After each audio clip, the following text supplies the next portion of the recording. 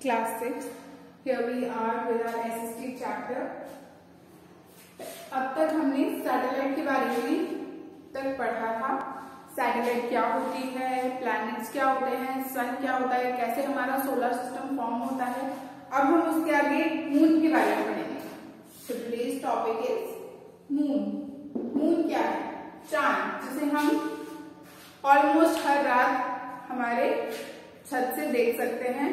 Moon का मतलब होता है चांद, और चांद हमारे लिए मतलब अर्थ के लिए एक नेचुरल सैटेलाइट है।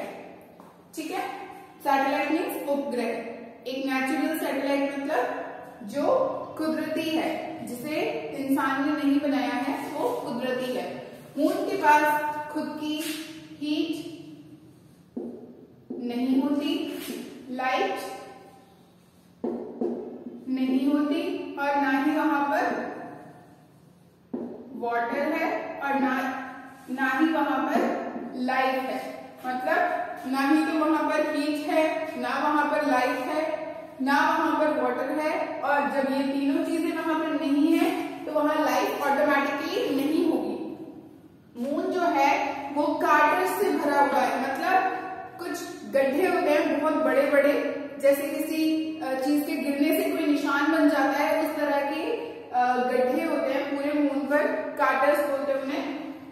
वो जो मून के ऊपर प्रेजेंट होते हैं, उनकी वजह से हमें मून थोड़ा शेडी दिखता है। मतलब कि उसमें कुछ काले काले धब्बे होते हैं, जैसे हम बोलते हैं ना मून पर काले धब्बे हैं, और वो कुछ थोड़ा डार्क सा दिखाई देता है कई बार कुछ जगहों से। वो कार्टर्स की वजह से होता है। और जब मून की खुद की लाइट और हीट नहीं है तो फिर वो चमकता कैसे है? वो हमें व्हाइट एकदम चांदनी बिखेरा हुआ कैसे नजर आता है? दैट इज बिकॉज ऑफ सन। सन अपनी लाइट जब मून पर फेंकता है, और वो लाइट स्कैटर होकर हमारे अर्थ तक पहुंचती है, तो हमें मून शाइन करता हुआ या चमकता हुआ दिखाई देता है, जिसे हम मून लाइट बोलते हैं। वो एक्चुअली मून की लाइट नहीं होती है, वो एक्चुअली सन की ही लाइट होती है। ये सन की लाइट जब मून पर पड़ती है तो मून जो होता है वो अपनी रोशनी बिखेरता है। ठीक है, मून से जो लाइट होती है सन की, वो पहले मून पर पड़ती है, फिर मून से वो अर्थ पर पड़ती है। और अर्थ पर पड़ने के लिए उसे कितना टाइम चाहिए होता है? 1.3 सेकेंड। 1.3 सेकेंड्स में मून की लाइट ट्रैवल करके अर्थ के पास तक आ जाती है। तो इससे पता चलता है लाइट कितनी फास्ट ट्रैवल करती है, कितनी स्पीड से ट्रैवल करती है। ओके, मून और अर्थ में डिस्टेंस कितना है? मतलब मून हमारी अर्थ से कितना दूर है? ये है 3.8 लाख किलोमीटर्स अवे। मून और अर्थ के बीच में डिफरेंस कितना है? डिस्टेंस कितना है? 3.8 लाख किलोमीटर्स। ओके, अब देखिए, मून जो है वो अर्थ के चक्कर लगाता है। ठीक है, अब मून जो है, मान लीजिए ये अर्थ है हमारा, ठीक है, और ये है हमारा मून। फाइन। अब मून जो है वो अर्थ के रोटेशन करता है। ठीक है, यहां गया, फिर यहां गया, फिर यहां गया, इस तरह से रोटेट करता रहता है। अब जब ये रोटेट करता है तो इसको पूरा रोटेशन, वन रोटेशन मतलब यहां से वापस यहां आने में कितना टाइम लगता है? 27 days, 7 hours and 43 minutes। 27 days, 7 hours and 43 minutes। ये टोटल टाइम लेता है वो एक पूरे रोटेशन को कवर करने में। और क्योंकि मून रोटेट करता रहता है ना, और रिवॉल्व भी करता रहता है, खुद में भी घूमता रहता है। ठीक है, तो जब ये घूम करके यहाँ जा रहा होता है, हमारा ज्यादातर टाइम क्या होता है कि मून का हमें 59% पार्ट ही हम देख पाते हैं। ठीक है, वो क्यों? क्योंकि ये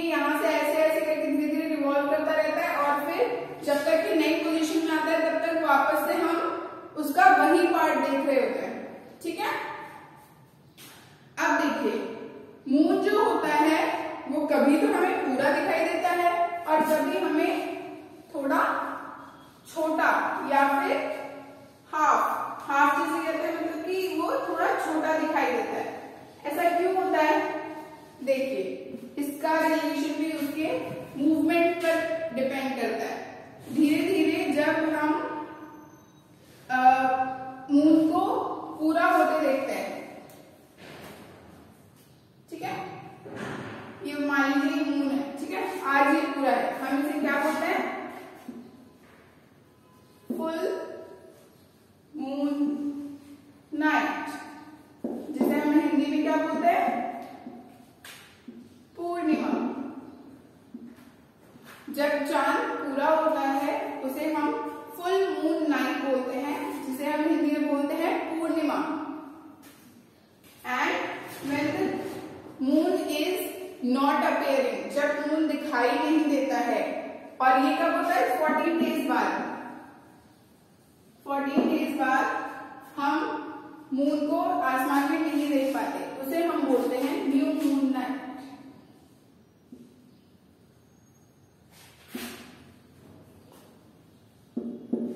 ये जो होती है इसे हम बोलते हैं अमावस्या। जब बिल्कुल भी रात को उजाला नहीं होता, रोशनी नहीं होती, क्योंकि मून की लाइट नहीं आ रही होती है, तो हम उसे बोलते हैं अमावस्या, न्यू मून नाइट। और जिस दिन चांद पूरा दिखाई देता है और अपनी रोशनी बिखेरता है, वो होती है फुल मून नाइट। उस दिन काफी थोड़ा उजाला उजाला सा रहता है रात को भी, वो होती है पूर्णिमा। ओके ओके, अब देखिए, इस और इस फुल मून नाइट और न्यू मून नाइट फेज के बीच में चांद अपनी शेप को हर बार बदलता रहता है। पहले वो पूरा है, पहले एक लाइनिंग के जैसा है, फिर थोड़ा उससे बड़ा हुआ, फिर उससे बड़ा हुआ,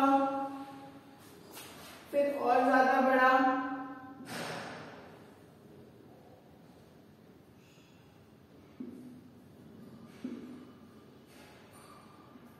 इस तरह से मून बड़ा होता रहता है,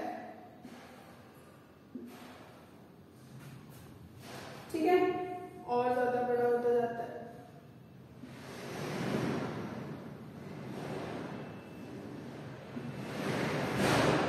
मतलब विजिबल ज्यादा होता जाता है, फिर धीरे धीरे करके वो फुल मून बन जाता है, और फिर वापस से वो फुल मून से कम दिखाई देने लग जाता है।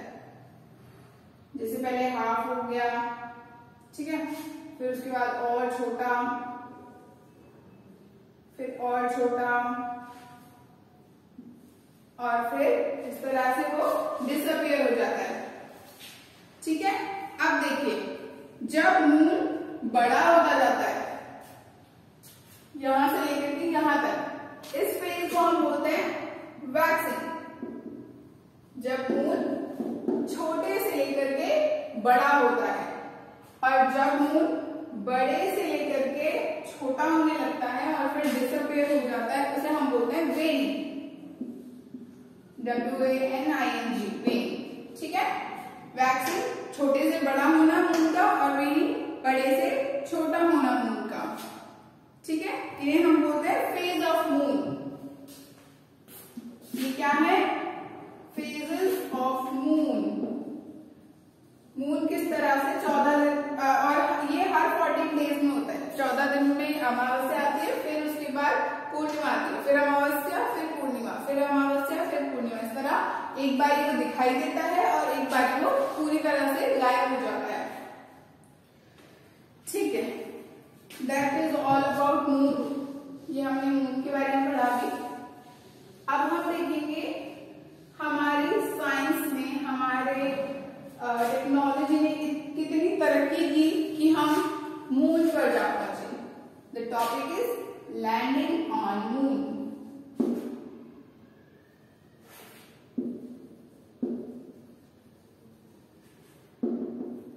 देखिए, जब भी कभी क्वेश्चन आता है कि चांद पर सबसे पहले कौन से इंसान ने कदम रखा, तो हम जानते हैं नील आर्मस्ट्रॉन्ग। इनका नाम लिया जाता है हमेशा। चांद पर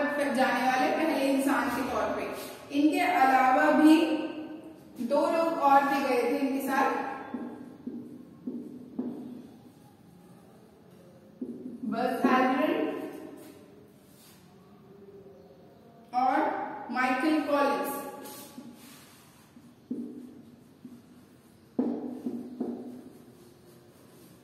ये 3 लोग फर्स्ट टाइम चांद पर लैंड किए थे। ठीक है, इनमें से हम नील आर्मस्ट्रॉन्ग को as the first man who landed on moon के तौर पर जानते हैं। नील आर्मस्ट्रॉन्ग हम हमेशा से जीके में ही पढ़ते हुए आए हैं।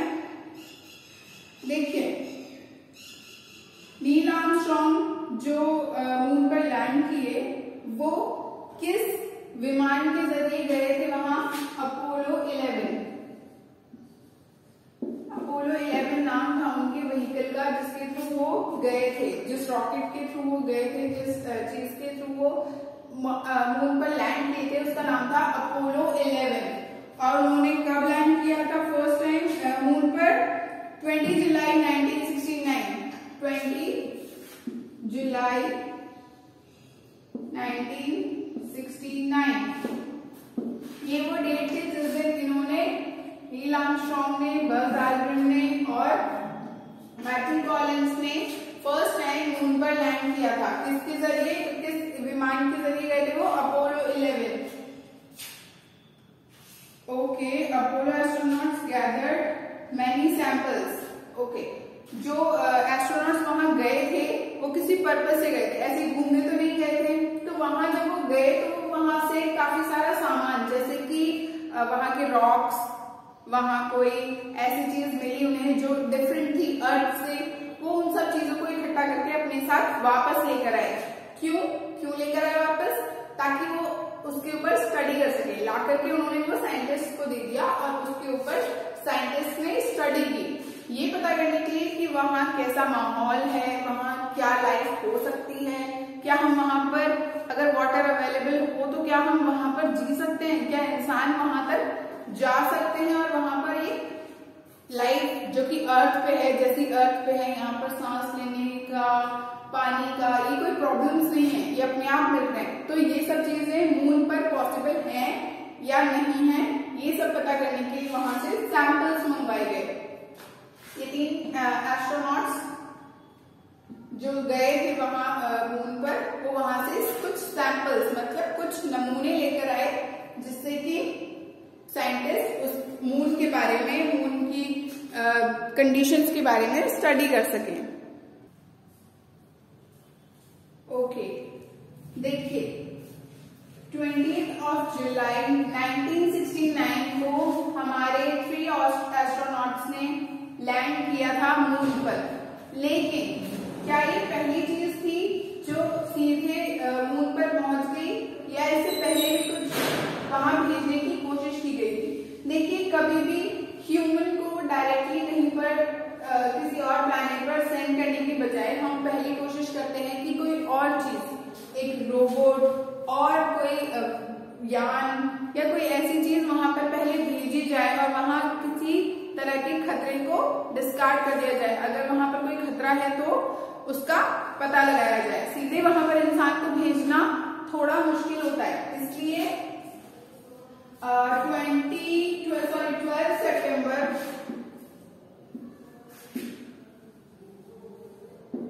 1959 मतलब 20 जुलाई 1969 को तो हमारे 3 एस्ट्रोनॉट्स ने लैंड किया था मून पर। लेकिन उससे 10 साल पहले 12 सितंबर 1959 को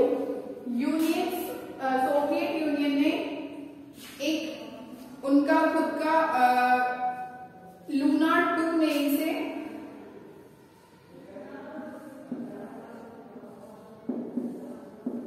एक व्हीकल लॉन्च किया था, एक रॉकेट या फिर जो भी स्पेसशिप बोले उसको उन्होंने मून पर लैंड करवाया था।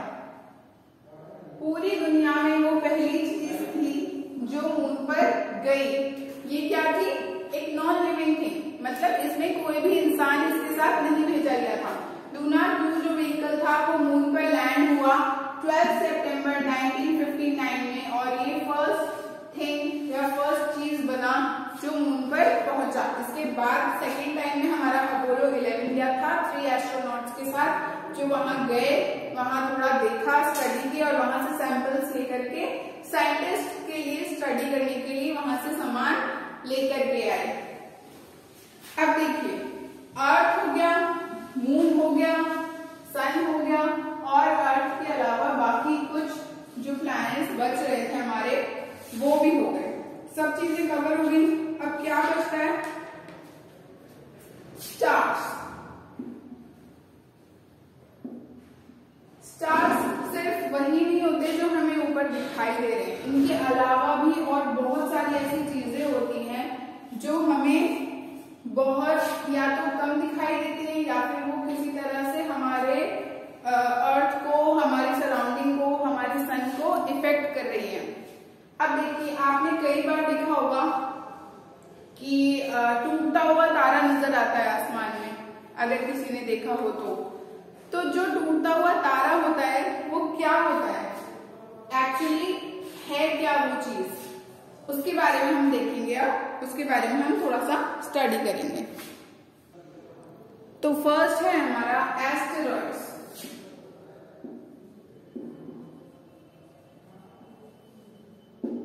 एस्टेरॉइड्स होता क्या है? एस्टेरॉइड्स कुछ स्मॉल रॉक्स होते हैं जो कि इतने बड़े नहीं हैं कि वो एक प्लैनेट बन जाए। कुछ बड़े बड़े एक्चुअली में तो वो बड़े होते हैं, मगर कंपेयर टू प्लैनेट्स वो छोटे होते हैं, तो हम इसलिए हमने उन्हें स्मॉल रॉक्स बोला है। इसका मतलब ये नहीं वो छोटे हैं तो वो बड़े, मगर वो प्लैनेट्स के मुकाबले छोटे हैं। तो कुछ स्मॉल रॉक्स जो कि मार्स और जुपिटर की ऑर्बिट में, मतलब सन, मरकरी, वीनस, अर्थ के बाद जो मार्स और जुपिटर आते हैं उनके बीच में, जैसे ये सन है, मरकरी, वीनस, अर्थ, मार्स और जुपिटर, तो इन दोनों के बीच में जो ये गैप है, ये वाला, यहाँ पर एस्टेरॉइड्स ऐसे चक्कर लगाते हैं, ठीक है, सन के और मार्स जुपिटर के बीच वाले एरिया में, ठीक है। तो जब भी कभी कोई स्मॉल रॉक जो इतना बड़ा नहीं है कि वो एक प्लैनेट बन जाए, वो मार्स और जुपिटर के बीच की ऑर्बिट में एक घूमते हुए नजर आते हैं पूरे टाइम। और सबसे बड़ा एस्टेरॉइड जो है वो है सिरिस। ये सबसे बड़ा एस्टेरॉइड है, इसकी डायमीटर है 950 किलोमीटर। 950 किलोमीटर की डायमीटर है इसकी, मतलब अब आप अंदाजा लगा लीजिए 950 किलोमीटर का डायमीटर, तो ये कितना बड़ा होगा। ओके, इसको हमने ड्वार्फ प्लैनेट की कैटेगरी में रखा है। ऐसे ही प्लूटो को भी हमने ड्वार्फ प्लैनेट की कैटेगरी में रखा हुआ है। पहले प्लूटो भी एक प्लैनेट था, लेकिन वो इतना छोटा है कि हमने उसे मेन प्लैनेट्स की कैटेगरी से हटा करके, मतलब साइंटिस्ट ने उसे मेन प्लैनेट्स की कैटेगरी से हटा करके ड्वार्फ प्लैनेट, मतलब ड्वार्फ का मतलब होता है बौना, मतलब छोटा, तो छोटे प्लैनेट की कैटेगरी में रखा है। इसी तरह से एस्टेरॉइड सिरिस को भी हमने ड्वार्फ प्लैनेट की कैटेगरी में रखा है। ओके, तो एस्टेरॉइड्स जो होते हैं वो सन और मार्स और जुपिटर के बीच के जो ऑर्बिट है वहां पर इस तरह से सन को पूरा चक्कर लगाते रहते हैं, ये लगातार घूमते रहते हैं, और यहाँ पर भी लाइफ नहीं होती है, क्योंकि यहाँ पर फिर से ना इनकी कोई खुद की लाइट है, हीट है ना, और इसके अलावा ये वाटर भी नहीं रखते हैं अपने पास। जैसे अर्थ इकलौता ऐसा प्लैनेट है जहां पर वाटर है, और वाटर है तो लाइफ पॉसिबल है। क्यों? क्योंकि देखिए अर्थ पर सन की रेज आ रही है, वहां से उसे वार्मथ मिल रही है, टेम्परेचर मेंटेन हो रहा है, फिर वहां पर पानी है जिसकी वजह से वहां सन की वजह से और पानी की वजह से वहां पर प्लांटेशन हो पाता है। हमारे अर्थ पे प्लांटेशन किस लिए हो रहा है? क्योंकि यहाँ पर सन की रोशनी आ रही है और पानी भी मिल रहा है, इसीलिए पेड़ यहाँ पर जी पाते हैं, और जब पेड़ जी पाते हैं हम प्लांटेशन कर पाते हैं, तो हमारे पास ऑक्सीजन मिलती है हमें। और जैसा कि आप सब जानते हैं ऑक्सीजन एक इंसान के लिए कितनी जरूरी है, तो पेड़ है और पानी है तो अर्थ पर लाइफ है, ठीक है। सन तो एक मेन रीजन है ही, क्योंकि सन हमें रोशनी दे रहा है, रोशनी के बिना कुछ भी नहीं है, ठीक है। तो अर्थ, वाटर और ऑक्सीजन, ये तीन चीजें हमें अर्थ पर सन, वाटर एंड ऑक्सीजन, ये तीन चीजें हमें मिलकर के अर्थ पर जीने के लिए केपेबल बनाती हैं। ह्यूमन के लिए ये तीन चीजें नेसेसरी हैं जो उसे सिर्फ अर्थ पर मिल रही हैं और किसी प्लैनेट पर ये फैसिलिटी, ये सुविधा उपलब्ध नहीं है। मार्स पर आपने सुना होगा, मार्स के लिए काफी सारे मिशन चलते हैं, काफी सारे साइंटिस्ट उसके बारे में खोज करने की कोशिश कर रहे हैं। तो वहां पर यही ढूंढा जा रहा है, पानी के ट्रेसेस ढूंढे जा रहे हैं कि क्या वहां पर पानी मौजूद है, अगर है तो हम वहां पर क्या रहने लायक हैं, क्या वहां पर रहा जा सकता है, क्या एक इंसान के लिए पॉसिबल है कि वो मार्स पर जाकर के अपनी लाइफ को वहां सेटल करे। इस तरह से साइंटिस्ट अभी इस चीज का पता लगाने की कोशिश कर रहे हैं। ठीक है, तो ये हो गया asteroids. Now our second topic is comets.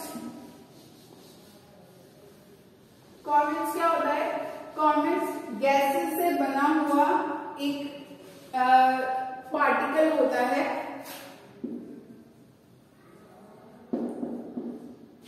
ठीक है, ये स्टार नहीं होता है।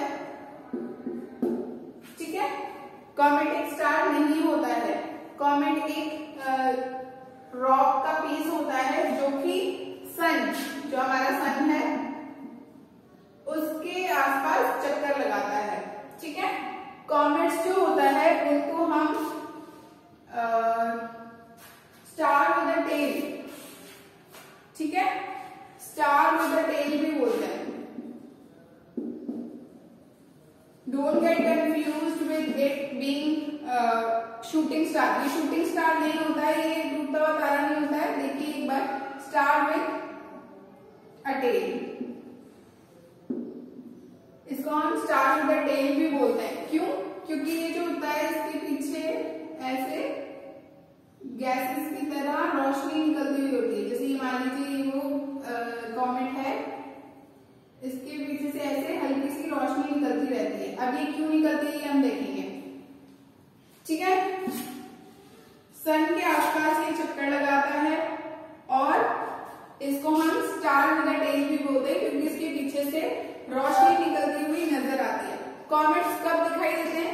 जब कॉमेट अपने पाथ में सन के पास में घूमते हुए इसके पास जाने की कोशिश करते हैं, धीरे धीरे घूमते हुए पास जाने की कोशिश करते हैं, तब ये हमें जब बहुत करीब आ जाते हैं सन के तब दिखाई देते हैं। और जब ये सन के करीब आ जाते हैं तभी ये थोड़ा सा जल करके इनके पीछे से ऐसे रोशनी निकलती हुई दिखाई देती है। ठीक है, so this is why it is called as star with a tail. Comets जो होते हैं वो परमानेंट टेल होती है उनकी। परमानेंट टेल मतलब कि उनके पीछे से इस तरह से रोशनी निकलती हुई दिखाई देती है। ओके, अब कॉमेट्स बनता किससे है? ये बनता है फ्रोजन गैसेस से।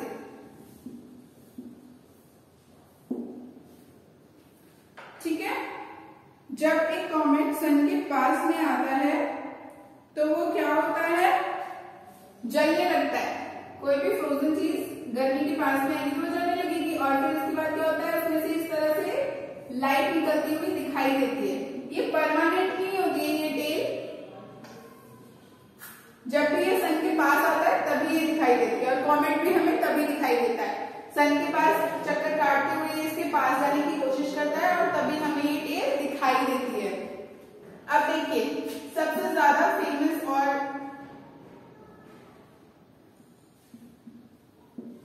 नोन कॉमेट है हेलीज कॉमेट। ये हर 76 इयर्स में दिखाई देता है, हर 76 इयर्स में हेलीज कॉमेट दिखाई देता है। लास्ट टाइम ये कॉमेट कब दिखाई दिया था? 1985-86 में।